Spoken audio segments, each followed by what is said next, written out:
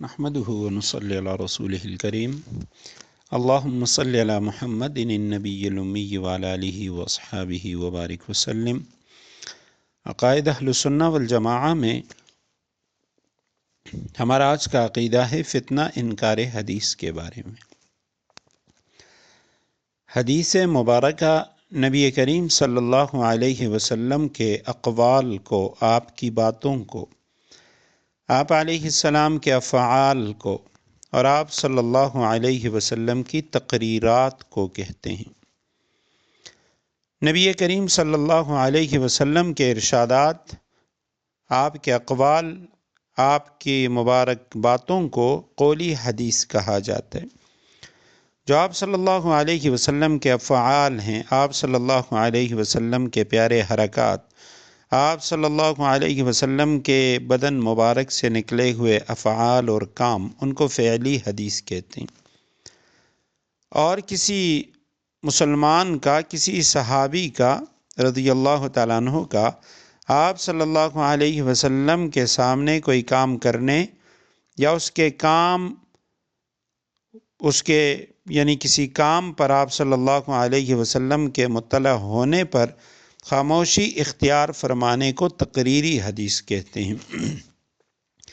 تقریر اردو میں ہم بات کرنے کو یا بیان کرنے کو کہتے ہیں، لیکن تقریری حدیث وہ حدیث ہوتی ہے کہ صحابی نے آپ صلی اللہ علیہ وسلم کے سامنے کوئی بات کی، کوئی کام کیا، آپ صلی اللہ علیہ وسلم نے اس کو منع نہیں فرمایا، خاموشی اختیار کی، تو اس کو کہا جاتا ہے تقریری حدیث۔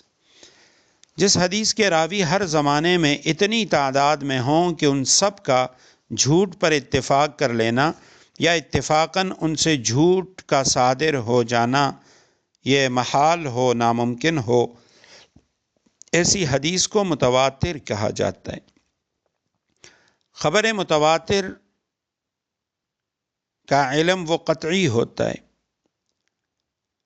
اب جب خبر متواتر کے قطعی ہونے کا علم ہو جائے، اس کے بعد کوئی شخص اس کا انکار کرے تو وہ کافر ہوتے ہیں۔ جس حدیث کے راوی ہر زمانے میں اس قدر کثیر نہ ہوں کہ ان سب کا جھوٹ پر اتفاق کر لینا یا اتفاقاً ان سے جھوٹ کا صادر ہونا یہ ناممکن نہ ہو، تو البتہ کسی زمانے میں اس حدیث کے راوی وہ 3 سے کم نہ ہوں، ہر دور میں کم از کم 3 راویوں نے اس کو روایت کیا ہو، اس کو خبر مشہور کہا جاتا ہے۔ اور جس حدیث کے راوی کسی زمانے میں 3 سے بھی کم ہو جائیں، اس کو خبر واحد کہا جاتا ہے۔ خبر واحد کا منکر کافر نہیں، خبر واحد کا جو منکر ہوتا ہے وہ گمراہ ہے، فاسق و فاجر ہے۔ خبر متواتر وہ یقین کا فائدہ دیتی ہے، البتہ خبر واحد یہ ظن کا فائدہ دیتی ہے، گمان کا فائدہ دیتی ہے۔ قرآن کریم میں جس ظن کی پیروی سے روکا گیا ہے وہ بے سند اور بے دلیل بات کے معنی میں ہے۔ خبر واحد جس ظن کا فائدہ دیتی ہے وہ راجح جانب اور غالب ظن کے معنی میں ہے۔ لہذا قرآن کریم کی ایسی آیات سے خبر واحد کی حجیت کا انکار کرنا غلط ہے۔ بعض بدبخت وہ کہہ سکتے ہیں کہ یہ خبر واحد تو ظنی ہے، اور قرآن کریم نے جو مشرکین اور کافر ہیں ان کے بارے میں کہا یظنون انہم ملاقو ربہم، جو کفار ہیں تو انہوں نے کہا کہ مسلمانوں کے بارے میں کہ یہ وہ لوگ ہیں۔ قرآن کریم میں اللہ سبحانہ وتعالی نے ظن کی جو اتباع ہے اس سے منع فرمائے۔ انہم الا یظنون، یہ گمان، ظن، ان یتبعون الا الظن، وہ ظن کی پیروی کرتے ہیں، گمان کی پیروی کرتے ہیں۔ تو بعض بدبخت وہ کہہ دیتے ہیں خبر واحد ظنی ہے لہٰذا اس کی پیروی نہیں کرنی چاہیے۔ تو وہ جس قرآن کریم نے جس ظن سے منع کیا ہے وہ بے سند اور بے دلیل بات کے معنی میں ہے۔ خبر واحد جس ظن کا فائدہ دیتی ہے وہ راجح اور غالب ظن کے معنی میں ہے۔ خبر واحد دلائل اور شرعی دلیلوں میں سے ایک دلیل اور حجت ہے۔ نبی کریم صلی اللہ علیہ وسلم کے عہد مبارک میں بہت سے صحابہ کرام رضی اللہ تعالیٰ عنہم کے پاس لکھی ہوئی احادیث موجود تھیں۔ جن میں حضرت علی رضی اللہ تعالیٰ عنہ، حضرت عبداللہ ابن عباس، حضرت جابر، حضرت انس، عامر ابن حزام، حضرت ابو ہریرہ، حضرت عبداللہ ابن عامر، عبداللہ ابن عمر، ایک عبداللہ ابن عامر ابن عاص ہیں اور ایک عبداللہ ابن عمر رضی اللہ تعالی عنہم، ان صحابہ کرام کے پاس لکھی ہوئی احادیث کا ذخیرہ تھا، اور اکثر صحابہ کرام وہ احادیث کو زبانی یاد رکھتے تھے۔ دوسری صدی ہجری میں احادیث کو باقاعدہ کتابی شکل میں لکھا گیا، اور اس سے پہلے بھی احادیث لکھی ہوئی موجود تھیں، لیکن انفرادی طور پہ۔ احادیث مبارکہ ہر زمانے میں محفوظ رہی ہیں، البتہ اس کی حفاظت کے طریقے وہ بدلتے رہے۔ قرن اول میں اسے سینوں کے ذریعے محفوظ کیا جاتا رہا، اور اس کے بعد پھر کتابت کے ذریعے، لکھائی کے ذریعے اس کو محفوظ کیا گیا۔ قرآن کریم کے بعد جو سب سے بڑی دلیل ہے وہ نبی کریم صلی اللہ علیہ وسلم کے احادیث ہیں، اس کے بعد اجماع امت کا مقام ہے، اور چوتھا جو درجہ ہے وہ قیاس شرعی کا ہے۔ احادیث مبارکہ کا موضوع اور بیان یہ ایک وسیع موضوع ہے، اور اس میں یہ ہوتا ہے کہ احادیث کی جو اقسام ہیں وہ بیان کی جاتی ہیں۔ احادیث مبارکہ میں پھر بہت سے ایسے احادیث ہیں جن میں تمثیلات بیان کی گئیں، مثالیں بیان کی گئیں، ایسے احادیث جن میں احکام بیان کیے گئے، کچھ احادیث جنت، جہنم، حشر کے بارے میں ہے، یوم آخرت کے بارے میں، فتنوں کے بارے میں، عذاب قبر کے بارے میں، اور اسی طرح دیگر حدود و قصاص، تعزیرات وغیرہ اس کا ان میں بیان ہے۔ تو خلاصہ یہ ہے کہ حدیث میں دین کا بہت بڑا حصہ بیان کر دیا گیا۔ انکار حدیث سے ان تمام چیزوں کا انکار لازم آتا ہے۔ سب سے پہلے معتزلہ نے بعض علمی قسم کے شبہات کی بنا پہ خبر واحد کی حجیت کا انکار کیا، جبکہ خبر واحد کی حجت ہونے پر قرآن و حدیث کے بے شمار دلائل موجود ہیں۔ اور پھر قریب کے زمانے میں، ماضی قریب میں، منکرین حدیث نے بے دینی اور اتباع خواہشات کی بنا پر حدیث کی حجیت کا انکار کیا۔ ان میں عبداللہ چکڑالوی اور اسلم جیراج پوری، نیاز فتح پوری، ڈاکٹر احمد دین، علامہ مشرقی، چودھری غلام احمد پرویز، تمنا عمادی پھلواری وغیرہ یہ لوگ شامل ہیں۔ ان تمام لوگوں کے نظریات یہ اسلام سے متصادم ہیں، ضلالت اور گمراہی کی طرف لے جانے والے ہیں۔ یہ بدبخت منکر حدیث کبھی تو رسول اللہ صلی اللہ علیہ وسلم کی اطاعت کے واجب ہونے کا انکار کر دیتے ہیں، اور کہتے ہیں کہ آپ صلی اللہ علیہ وسلم من حیث الرسول، بحیثیت رسول کے آپ کی اطاعت نہ صحابہ پر واجب تھی نہ ہم پر واجب ہے۔ اور کبھی کہتے ہیں کہ حضور صلی اللہ علیہ وسلم کے ارشادات صحابہ کرام کے لیے حجت تھے، ہمارے لیے حجت اور دلیل نہیں ہے۔ کبھی کہتے ہیں احادیث تمام انسانوں کے لیے حجت ہیں، مگر احادیث محفوظ نہیں ہیں، یہ قابل اعتماد ذرائع سے ہم تک نہیں پہنچی۔ اور آخرکار حدیث کا سارا ذخیرہ وہ بقول ان کے ناقابل اعتماد اور ناقابل عمل ٹھہر جاتے ہیں۔ منکرین حدیث کے پاس اپنے نظریے کے ثابت کرنے کے لیے کوئی بھی دلیل نہیں ہے، چند شبہات اور وساوس ہیں جو وہ پیش کرتے ہیں،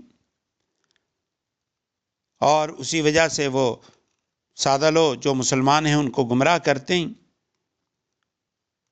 اب ان میں سے یعنی ایک جو ان کی مشہور دلیل ہے، وہ دلیل ان کی یہ ہے کہ صحیح مسلم کی ایک روایت میں آپ صلی اللہ علیہ وسلم نے حدیث لکھنے سے منع فرمایا، اس کا ذکر ہے۔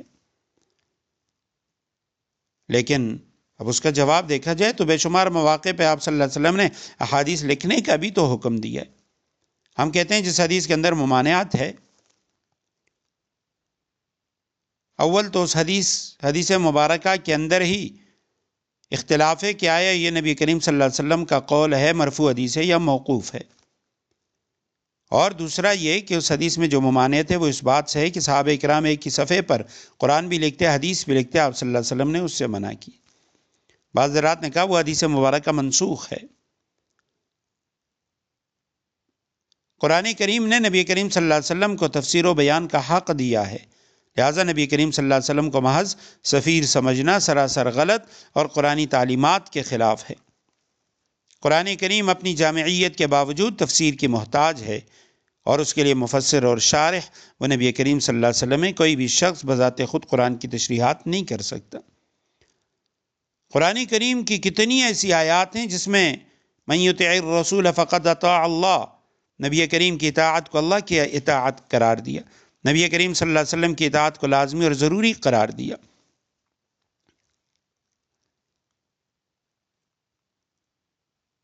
بعض اوقات یہ اس وجہ سے بھی حدیث کا انکار کر دیتے ہیں کہ جی بعض احادیث میں ظاہری تعارض نظر آتا ہے کہ جی ایک حدیث کچھ کہہ رہی ہے، دوسری حدیث اس کے مقابل ہے، تو ہم کہتے ہیں کہ جی اس میں تو ترجیح ممکن ہے، ایک حدیث راجح ہو دوسری مرجوح ہو، یا دونوں حدیث کے اندر تطبیق بھی ہو جاتی ہے، یا ناسخ منسوخ ہوتی ہے، ایک حدیث منسوخ ہوتی ہے دوسری اس کے لیے ناسخ ہوتی ہے۔ تو اگر یہ دلیل ہم ان کی قابل اعتماد اس کو مان لیں تو پھر تو یہ بھی کہا جا سکتا ہے کہ قرآن کریم کی بعض آیات میں ظاہری تعارض پایا جاتے، تو کیا اس سے علیاذ باللہ ہم قرآن کریم کے حجت ہونے کا انکار کر دیں؟ علماء نے لکھا جس طرح انا نحن نزلنا الذکر وانا لہ لحافظون، سورہ حجر کی آیت نمبر 9، اس میں اللہ سبحانہ وتعالی نے قرآن کی حفاظت کا ذمہ لیا، اسی طرح حدیث کی حفاظت کا بھی ذمہ لیا، کیونکہ قرآن الفاظ اور معانی دونوں کے مجموعے کا نام ہے، اور معانی قرآن و احادیث مبارکہ ہیں، تو جیسے قرآن کی حفاظت کا ذمہ لیا اسی طرح احادیث مبارکہ کی حفاظت کا بھی ذمہ لیا گیا۔ صحیح احادیث کی تعداد 50,000 ہے۔ بعض اوقات وہ یہ بھی کہہ دیتے ہیں کہ جی یہ فلاں کتاب میں اتنی حدیثیں، فلاں میں اتنی حدیثیں، فلاں میں، یہ تو لاکھوں حدیثیں ہیں۔ تو ایک شخص اپنی زندگی میں وہ چونکہ عقل پرست ہوتے ہیں بدبخت، تو وہ کیا کرتے ہیں کہ نبی کریم صلی اللہ علیہ وسلم کی 23 سالہ نبوت والی زندگی، اس کو یہ جو لاکھوں احادیث یعنی جن کا ذکر آتا ہے اس کے اوپر تقسیم کر کے کہتے ہیں کہ جی ہر سیکنڈ میں یا ہر منٹ میں اتنی حدیثیں بنتی ہیں۔ تو اس سے یہ ثابت کرنے کی کوشش کرتے ہیں علیاذ باللہ کہ یہ احادیث جو ہیں یہ گڑی ہوئی ہیں، ایسا نہیں ہے۔ صحیح احادیث کی تعداد وہ 50,000 ہے۔ اس کے جو طرق ہیں، اس کی جو سندیں ہیں، اس کے تعدد کی بنا پہ ایک صحابی روایت کرتے ہیں، اب صحابی کے شاگرد ہیں وہ روایت کرتے ہیں، اس سے اگلا شخص، اب چونکہ شاگرد بدل گئے تو اس کی سند جو ہے وہ تبدیل ہو جاتی ہے، اوپر حدیث ایک ہی ہوتی ہے۔ تو یہ طرق جو ہوتے ہیں، حدیث کی جو سندیں ہوتی ہیں، اس کی بنا پہ یہ تعداد 7 لاکھ سے بھی متجاوز ہو جاتی ہے۔ تو اسی وجہ سے اگر کسی محدث کے بارے میں یہ کہا جائے انہیں اتنی لاکھ احادیث یاد تھیں، یا انہوں نے اتنی لاکھ، 7 لاکھ، 6 لاکھ، 4 لاکھ احادیث اس کا انتخاب، اس میں سے انتخاب کر کے اس نے بخاری لکھی یا مسلم لکھی، تو یہ تعداد طرق اور اسناد کی بنا پر بیان کی جاتی ہے، متن حدیث کے حوالے سے بیان نہیں کی جاتی کہ بھی اتنی لاکھ احادیث، کیونکہ صحیح احادیث کی کل تعداد وہ 50,000 ہے، اور طرق اس کی جو سند ہیں اس لحاظ سے جو نقل کرنے والے لوگ ہیں ان کی بنا پہ احادیث مبارکہ اس کی تعداد جو ہے وہ زیادہ ہو جاتی ہے اور اس میں تکرار آ جاتی ہے۔